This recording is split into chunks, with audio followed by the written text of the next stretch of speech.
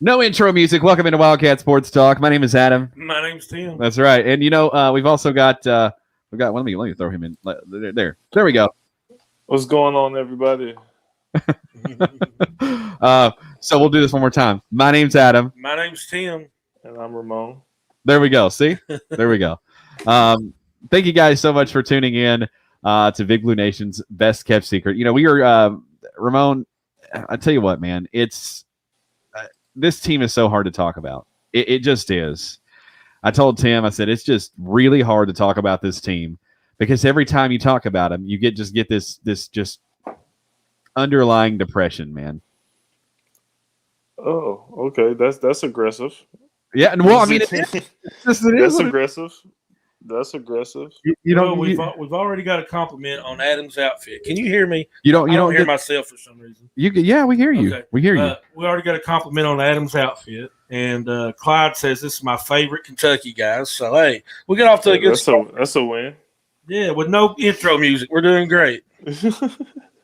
Yeah, you like this vest, Ramon? Pretty awesome. Yeah. It looks very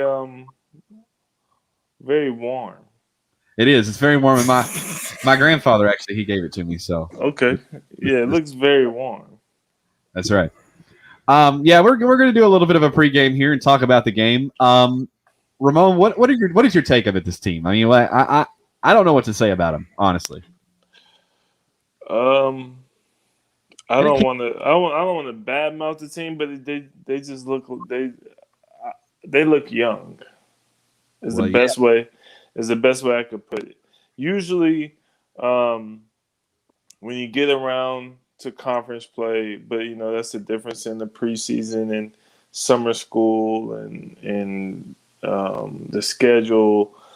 That definitely stunted the growth of some of these players and the adjustment from high school to college. Just watching the Tennessee game, it was like, okay, they were up 10, and I'm thinking they have control of this game.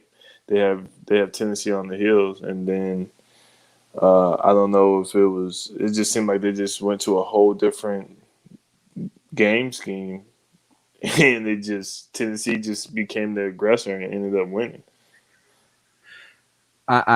Yeah. I mean, Tim, I think we could. The thing about it is that I always get on, and I get on every post game show. And Ramon's going to be on the post game, by the way, guys. I just want to throw that out to everybody. Ramon will be on the post game. All right, I will be on the post game show today. And the question is, will we be as animated and wild with Ramon on here keeping us calm? Well, so here's the thing. Here's what I know is probably going to happen. Right. We're probably going to win. Well, yeah. We're probably going to win because Ramon will be on the post game. and so which means, Ramon, you understand what you have a responsibility if we win today, right? I got to do it every time. You got to. Yeah. Okay. Well, hey, listen, whatever helps the Cats win, man. Yeah. See? And I mean, who would have you played, you'd still have to help the Cats win. It's a community, That's right. It's a community. That's how it is. And like I said, this team, man, you see it in spurts. You see the aggression, you see the fight, you see the pride, you see the passion, and then it's like you see, like, I don't know if they just get comfortable or if they, if the other team makes adjustments or what, but the whole game, I'm thinking, oh man, they got these boys, man. They on aggression, they got Tennessee on their heels. Tennessee can't run a set. It's like they had the whole game, and then it's like the last 5 minutes, you're just like, what happened? It's crazy, man. It's crazy. Like, I feel, obviously, to me, I've been saying, I feel like it's lack of leadership. We don't have a leader. I mean, I feel like, man, that when it comes down to crunch time, I really feel like every guy that's on the floor, no matter what five it is, are looking around for another guy. And it's like that, it's like, here, I don't really want to be that guy. You be that guy. No, I don't want to be that guy either. So it's like, it's frustrating, man, that when and another thing, I will say this, I don't think a lot of people want to hear this, and I hope they don't all get mad at me. but because I am Mr. Positive, and Adam gives me a hard time for that. But I honestly saw some positive things last game. I mean, I hate to say that in a loss, but I saw some positive things. I thought they started off diving on the floor and playing better, and I really did see some improvement last game. There you go. I mean, especially early on. You know what I mean? Like, yeah, definitely. Yeah, definitely. I've been season. Proven and shot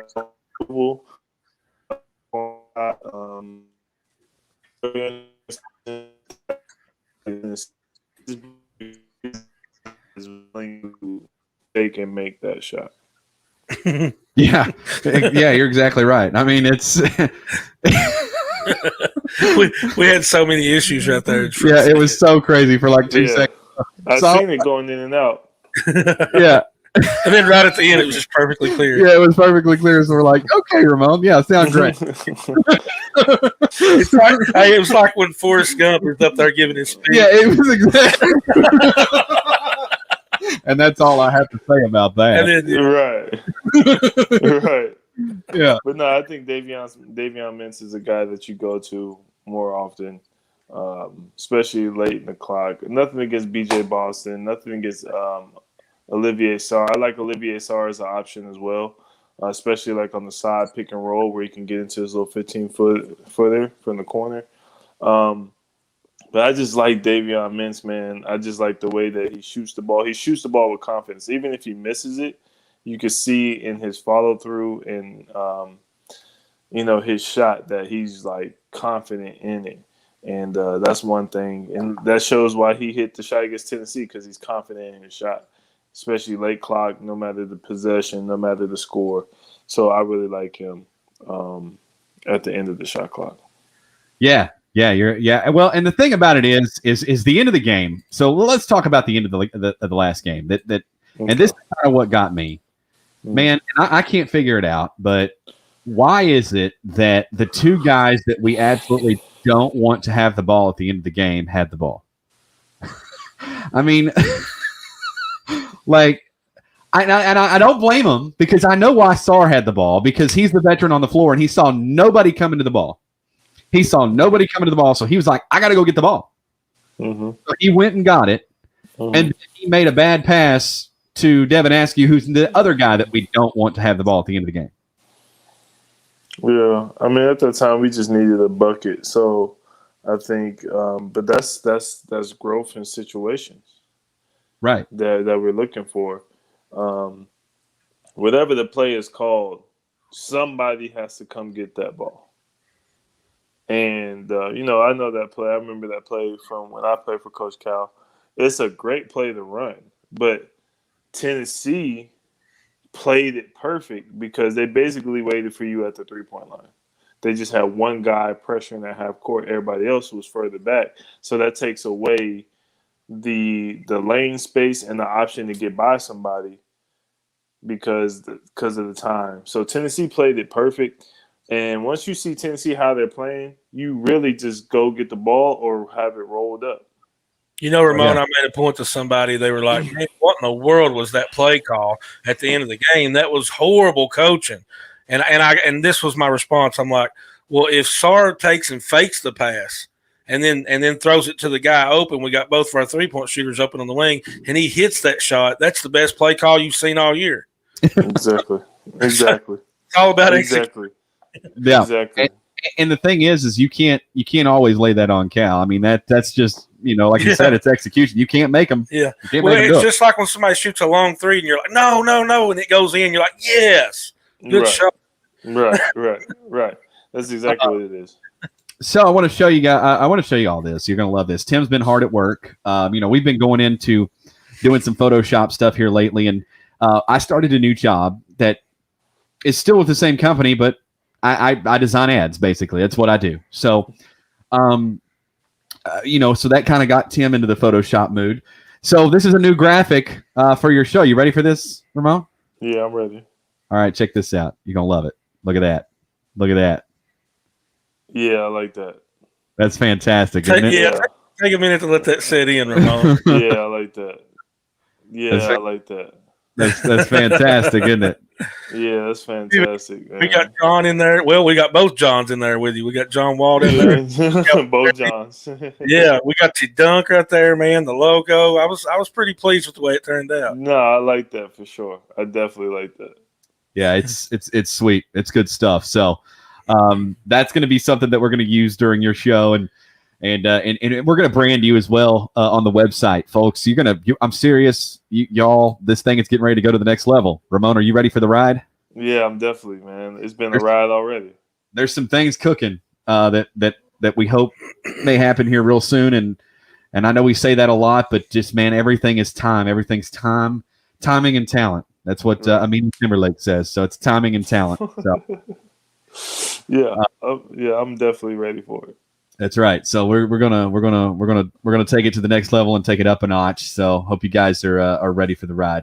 I don't know if you guys saw this as well. We have a video now. A couple of players, Jody Meeks and Julius Mays, talking about how much the show means to them, and then of course Ramon in there as well, talking about that. So go check that out. That's on the page, and it's just all part of what we're trying to do to brand this show into something that. We love coining ourselves the name, Big Blue Nation's best kept secret, but we really don't want to be a secret anymore. We actually want everybody to know about us. We want the whole dang state to know who we are and what we're all about. Yeah, this is a secret that you're allowed to tell. So, yeah, that was a good one. That was a good one. And Quincy says Tim's going to be photoshopping himself in his underwear. Oh wow! Yeah. Wow. I know, isn't that rough? Man, I don't know about that. Ramon don't get that joke. If you get a picture of my underwear, it'll definitely be photoshopped. I promise you. Well, we said Ramon's just like, I'm checking out, guys. I won't talk about this. That's hilarious.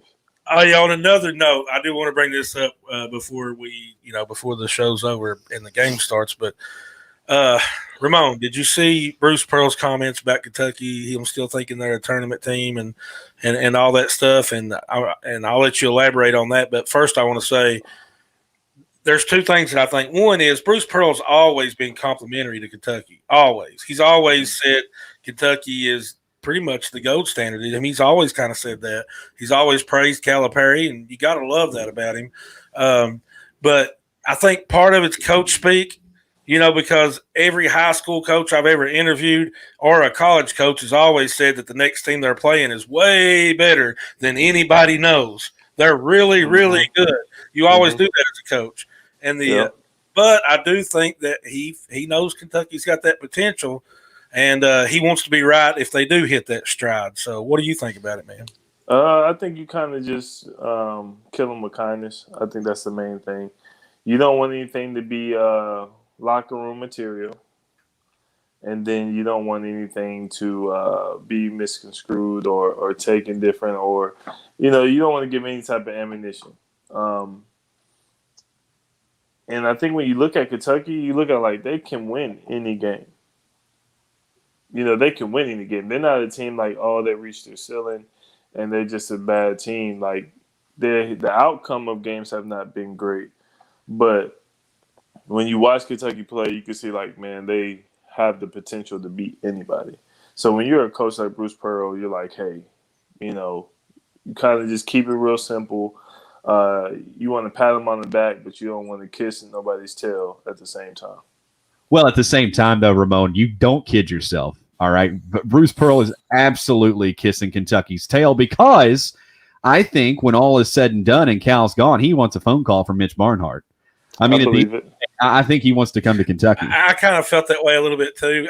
And even if he don't think it's going to happen, he's keeping that ace in the hole. He wants that to be an option, I mean, at the end of the day, it's smart. At the end of the day, it's smart. You never want to close any doors, and at the same time, you still want to motivate your team and keep it humble, because, like you said, man, who knows what's going to happen in the future? And if I'm Bruce Pearl, why wouldn't I want that job? Well, another thing, Ramon, I mean, if you came out to the media and said this Kentucky team's down. They've got a lot of problems. They're struggling, and we should be able to take care of business. That don't motivate your team. I mean, you can't say that and then go in the locker room and go, guys, they're really good. You got to be ready to play today. I mean, you know what I'm saying? So if you go out and say this team is really good, they're an NCAA tournament team, it's easy for you to go in the locker room before the game and go, guys, these guys are for real. They've lost the games, but they can beat you easily, Right. So I'm going to ask you guys, this is something that I thought was pretty cool. I saw it out on Twitter, and it was a question that was asked. So if you could take any guy from the last 5 years of the Calipari era and replace them with a guy on this team, who would it be and why? I got my guy. Who wants to go first? I know what mine is right off the bat. I'm still thinking. It's hard. And you know what's hard about this is because are we talking? Because players are one thing at Kentucky, then they're another thing in the NBA. So it's like I want to be clear about something though. When I say this, I want you to understand the guy that I'm taking out. It doesn't mean that I hate him. It just means I didn't know we had to point who we're taking out. I thought we were just bringing a guy. No. You have to point who you're taking out. So you didn't say that, did he, Ramon? Yeah. No, you did not. You have to point who you're taking out. I don't like taking a guy out. I'll say let's add a guy, but I don't know about the taking a guy. I would honestly, I would still play him, but if I could have in that role, add a guy. Let's just say that if I could add a guy to the role, I would put De'Aaron Fox at point guard. That's my pick. That's exactly who I was going to say. That's what I would do. I wish I'd have said it. I was thinking De'Aaron Fox or Malik Monk. Yes, either one of those guys. Because Malik could handle the ball, but he could also come up big time with big time outside shots that we need and guard people. People forget that he was a good defender. It's true. So man, I was thinking Malik Monk because he can. Can we just take them both? Because when he was playing, I remember there's some moments where he was definitely a leader on that team. When Wayne Gabriel and Coach Cal was kind of getting into it, and he was getting on Wayne and Gabriel, telling them just to listen and shut up and just listen. And I remember him being like a leader for that team as well. And I just feel like what he would do right now is lead by example. And not that De'Aaron Fox wouldn't. I like De'Aaron Fox. But I would go with either one of those two. I don't think anybody can argue that. The biggest thing I like about De'Aaron Fox is he had such a quick first step, man. He could always get to the lane and make something happen. And that's like such a quick first step. And we're missing both things. We're missing what you just said with being a leader, and we're missing that quick first step to get to the lane. So either one would be great. Yeah. Clyde says he'd have to go with Brandon Knight. I said 5 years, Clyde. Time goes by a little fast. I said 5 years. What was that, about 10? Oh, actually, it was close to about 10. Because he came after John. Second year, yeah. Yeah, he was saying, what, 11? Yeah, I think we're 11 years in the second year,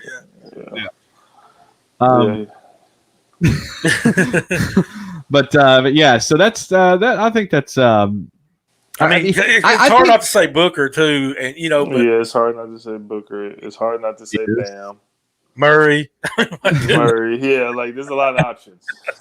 I would Gilchrist Alexander right now. I'd take Shea, wouldn't you, Ramon? It's breaking up. Say that one more time. I said I would take Shea, Gilchrist Alexander. Yeah, easily. Yeah, I mean, easily.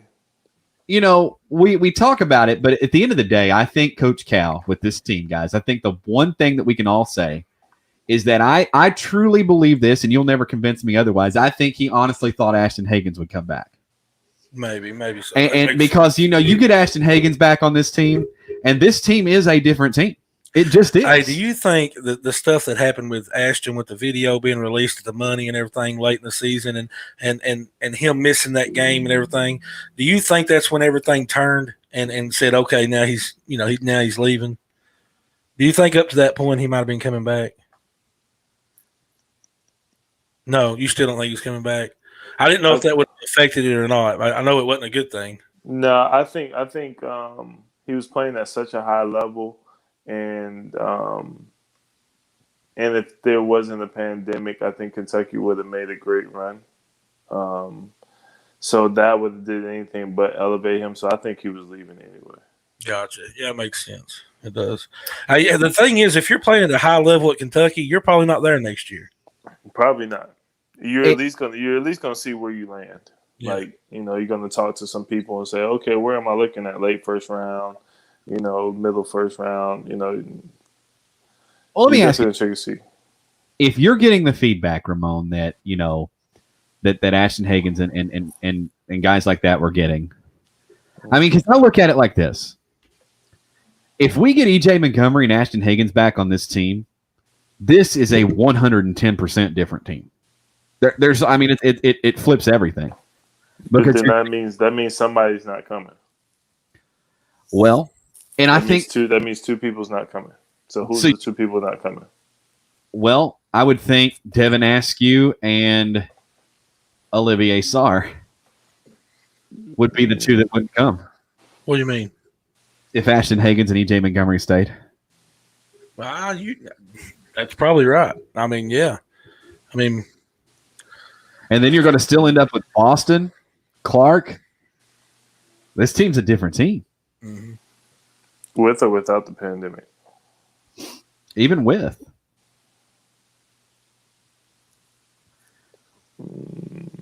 And EJ should have. Well, it's a different team, but it's not near as different without the pandemic. Without the pandemic. Without the pandemic, this team is different without the pandemic.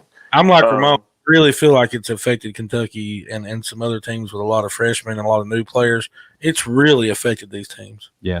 Yeah, it has. It's really affected college basketball as a whole. Well, we got about 9 minutes till tip, guys. We got to do our predictions.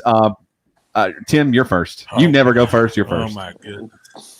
I'll tell you what's hard for me is because I never pick against Kentucky, and I probably should sometimes, but I don't know. I guess I'm just going to keep being me,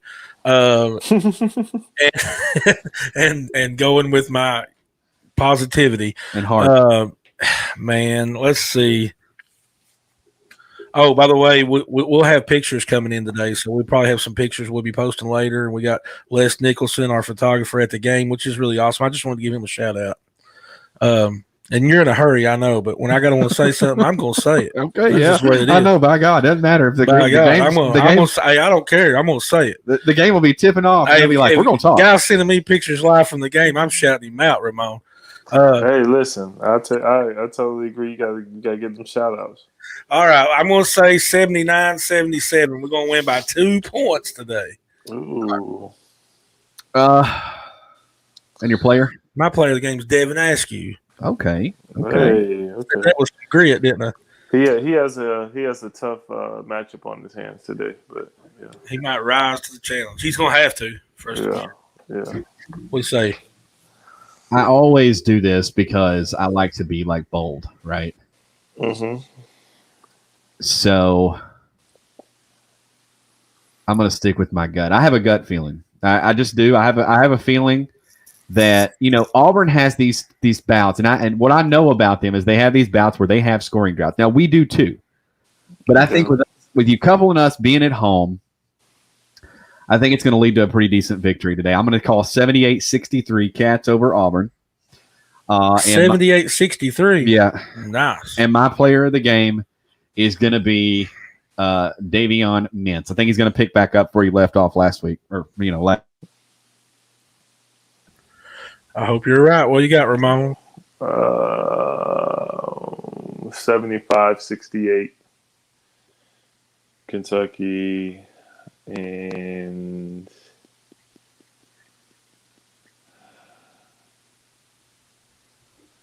I'm going Keon Brooks. I'm waiting for him to just.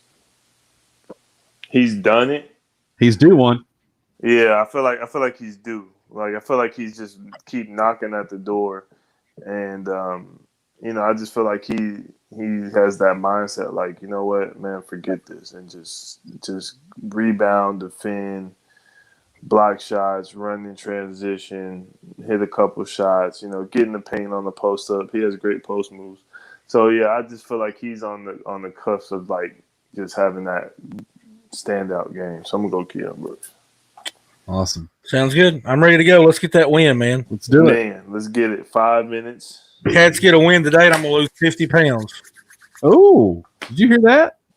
Cats win today, you're gonna lose 50 pounds. Like I just thought I'd throw it in there like nobody would notice. Like instantly, or in about 3 months. Oh, okay, 3 months. Okay, all right. Oh well, hey, y'all heard it here. He said he's gonna lose 50 pounds in 3 months. Man, that's hey, listen, that's not even healthy. That's getting it. That's not even healthy. Yeah, but I got a lot to lose. Hey, listen, who am I to speak on that? I need to lose a couple more myself. I'll be messaging you, man. I'll be like, come on, Ramon, what can I do, man? Need a workout idea. Cardio, body weight workouts, and no fried foods. No fried foods. So basically, your life's going to suck. Yeah. All that sounds so difficult. I want to die. Cardio, body weight stuff, and no fried foods. And stay away from red meat. Say I keep doing all that. What else can I do? Really, you could lose weight just by staying away from red meat and fried foods. Yeah, I got to stay away from pop, from soda pop, and from snack sugar. Those out. Yeah, but only if Kentucky wins today, so it's on them. Yeah. All right. It's on them. I mean, just laying it on them. Post-game show. We'll be on right after the game. So we'll do that. And Ramon will be here with us. It's going to be awesome. You guys are going to enjoy it. I want to thank you guys for tuning in. Actually, watch this. There it is. I got the music again. Thank you guys so much for tuning in to Big Blue Nation's Best Kept Secret. We are Wildcat Sports Talk. My name's Adam. My name's Tim. And I'm Ramon. Y'all take care. We'll be back after the game. Big Blue. Cats are going to win big. Let's do it. I wear a greasy ball cap